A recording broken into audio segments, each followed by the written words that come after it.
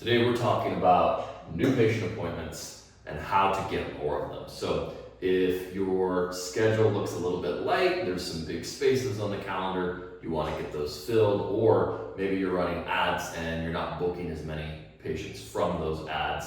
I'm going to show you 3 things to do to actually increase your new patient bookings. So let's dive right in. The first topic here is speed to lead, right? So this is how quickly we actually get to these new patients.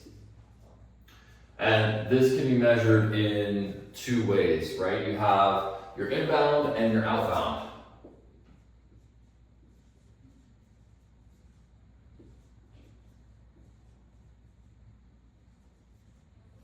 So when you're looking at inbound and outbound, you need to consider different things. So for inbound, it's ring time, right? How long do people have to wait for the phone to be answered? If that time is too long, they'll hang up and they'll call another office, right? So you've just lost an interested patient. The other thing that's related to ring time is hold time. And this is something that doesn't get measured a lot because, the front desk knows, hey, I don't let the phone ring more than 3 times. Okay, that's good. But if they say, thank you for calling the dental office, please hold, and they put that patient on hold for 3 minutes, 4 minutes, 5 minutes, that patient's hanging up and going somewhere else. So you should be aware of your ring time on new patients, but also your hold time. Is your office putting new potential patients on hold? Because if they are, that's a big problem. It's going to cost you new patients. So you really want to make sure that's happening as little as possible. If you notice that it's happening a lot, you probably have an operational issue where your front desk is overwhelmed, either because the back office is running behind schedule or the front office is understaffed. So you need to look at your office to know if this is an issue for you. Now, on the outbound side, what we're looking at is time from when they look at your website to when they get a phone call. So if someone fills out a form that says, I want to know, right? And then some time passes and then you call them, right?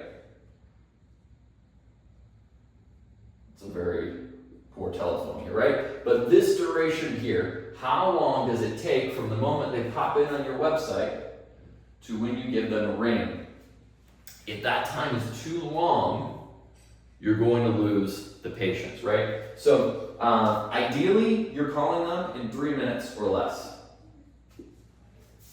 right? That is when you'll catch them. Because if you're running ads, the thing you have to remember is they're scrolling, they're looking on Instagram, they're looking on TikTok, they're on Facebook. You're competing with cat videos and the news and whatever AI slop is out nowadays. So if you're not calling them in 3 minutes, you get to 5 minutes, you're gonna lose about 50% of your conversion, right? So you're at a 50% conversion drop if you go to 5 minutes. Now, the longest that you should really be looking at this for is 30 minutes. Like, if it takes you more than 30 minutes to get to them, these leads are pretty much cold and dead, and you might as well be cold calling, right? So anything beyond that is no-go zone.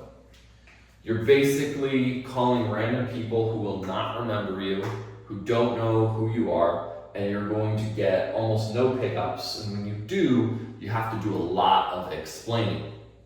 So again, you might be asking, okay, how do I get this ideal 3-minute speed to lead on my outbound calls? Well, again, you have to make sure your operational ducks are in a row. If your front desk is overwhelmed because the back office is running behind schedule, that's never going to happen, right?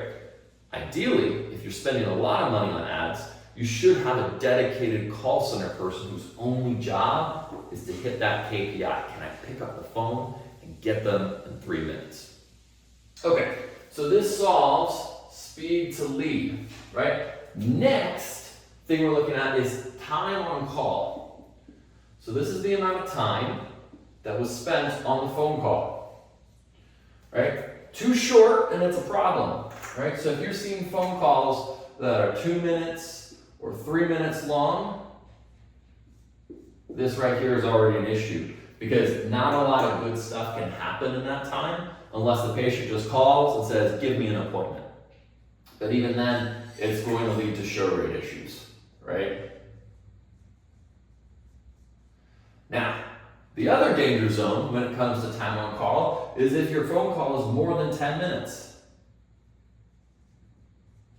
right? If it's 12 minutes or 15 minutes, you have a problem, right? That problem is your front desk person is not managing the pace of the call.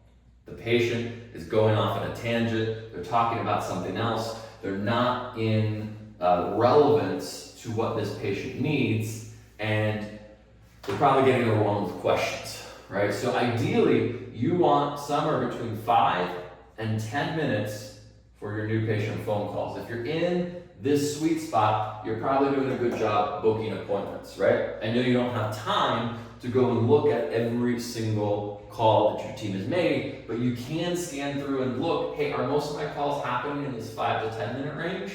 Or are they more in the 3 to 2 minutes, right? Or are they longer?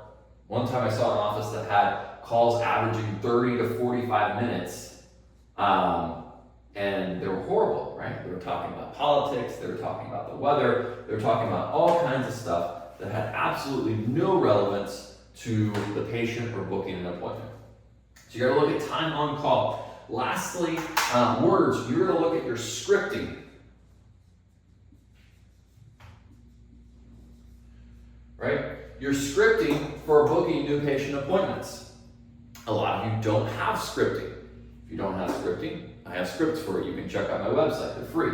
But if you're not using any scripting, you're probably failing to book new patient appointments, right? Because you don't have a consistent process that you're following, right? As you know, in business, when you have a system that you follow every single time, it produces predictable results. So if you're not following scripting every single time, you're never going to book appointments correctly, right? There's a couple things that you need to be able to do in this scripting, right? We need to build a patient connection,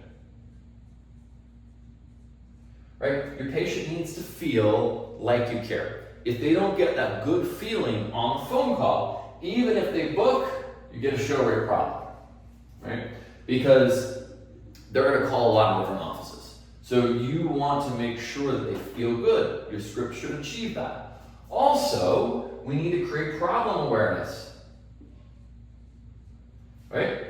If your team does not articulate the patient's problem to them, and the patient can't articulate the problem, then there's a very low likelihood of booking and the patient showing up, right? So if the patient just says, hey, book me an appointment, I want to know about implants. But we don't know if this patient is missing teeth, we don't know if they have failing teeth, we don't know if they're trying to repair implants, we don't know what the problem is, then our scripting is failing. Last thing is objections. Your scripting should be able to overcome objections.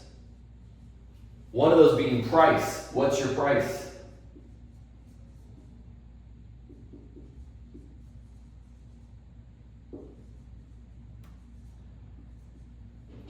If your scripting doesn't show your team how to solve this question, you're going to get hammered and you're not going to be able to book as many appointments as you want, right? Because a lot of patients want to know this. You can't just ignore their pricing question and think that you'll get an appointment booked. If you say, well, you have to come in for a consult, they're going to call another office and you're going to fail to book appointments.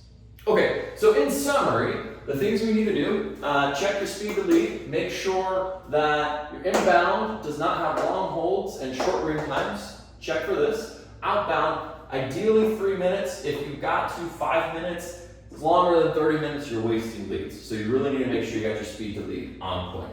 Time to call. So when you're QCing your calls, you're looking for 5 to 10 minutes of talk time on the phone. If it's too short, they're not getting into the meat and potatoes of the call. If it's too long, they're probably off in the weeds.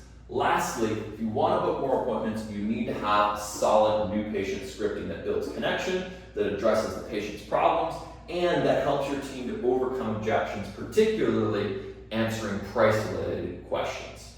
So if you have not solved each one of these things, I would encourage you to take a look. How is your office doing in these 3 areas? If you fix these, you're going to get a lot more new patient appointments.